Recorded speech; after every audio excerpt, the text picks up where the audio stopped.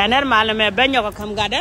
na galwa le chilode te da long galwa chilode te gure chinyo ko nyure re doran ko ne de chwala nuere nya bor yo amner ka benti kan pa ga kalo nuer kana darje kan an mama maldia galew kor mala ta kel ke ko doran ala na yala da kami cer kana me jinni mana ni celar ke dun kwa te ka bon la lenga ka gwa te ka ron bata tarawo ti cik no lo so wana ne to go cinene ne wal medan wara kon karo mi jidi kon wosine mila na walwa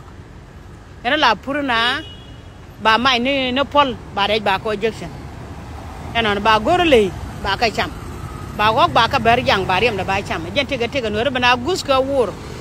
bana ka cham ta kon ke UN ne ke ne kurun te kon ko jin cing nan go jin cing mi din mi da jen diwa kan kon dong dia la dong ga jio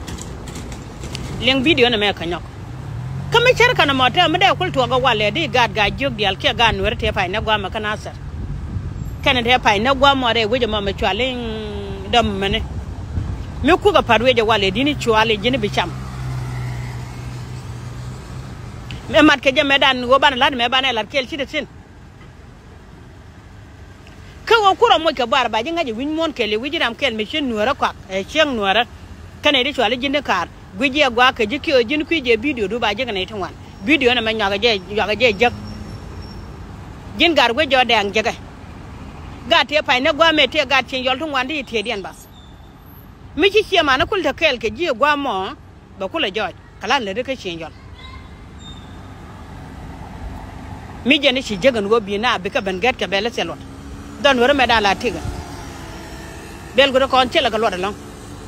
e me ni gunda ni ci be ni kun kwa je wi ya ci na chang yu chob ye ne ti mu na wi ya du no te ka ta gan na se ta lo de na me ka lo ye ne